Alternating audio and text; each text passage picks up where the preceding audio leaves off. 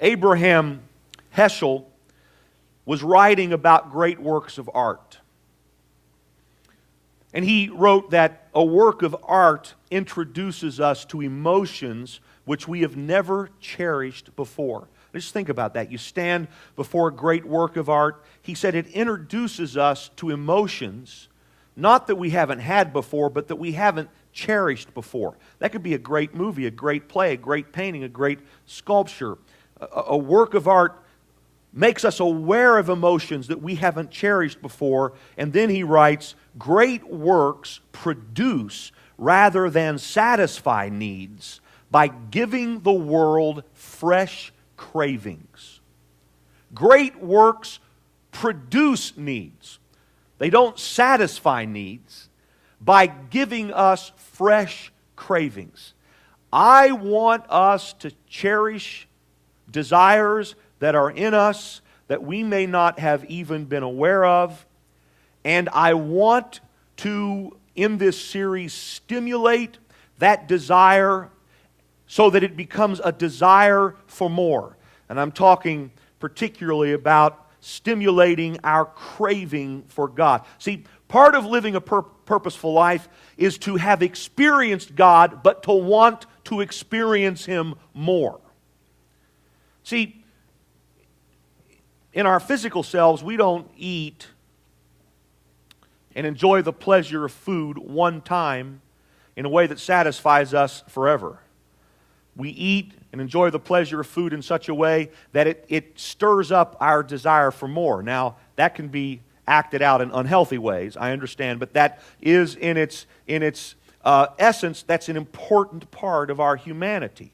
We eat, and the fact of eating causes us 3 or 4 or 5 hours later, or if you're a teenager, 20 minutes later, to want to eat more.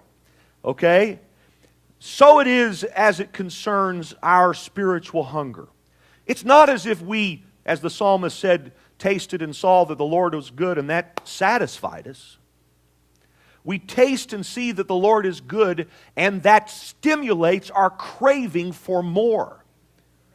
The fact that we've experienced God doesn't mean it's over. It means that we want to experience Him more. And I want to just stir up your want to. Your craving for God.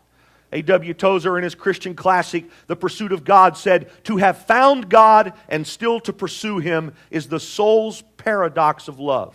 Scorned, indeed, by the too easily satisfied, but justified in happy experience by the children of the burning heart."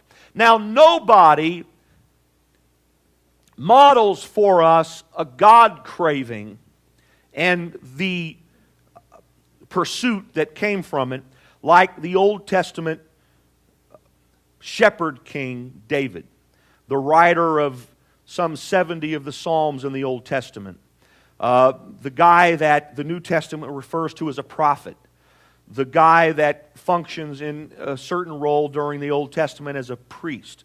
Nobody models for us an appropriate God craving quite like David does. It's David who in the 63rd Psalm wrote something that was reflected in the song that you just heard Bart perform, which Bart wrote. It's David who said, "You, God, are my God. Earnestly I seek you. I thirst for you. My whole being longs for you. In a dry and parched land where there is no water, I will be fully satisfied as with the richest of foods. With singing lips my mouth will praise you."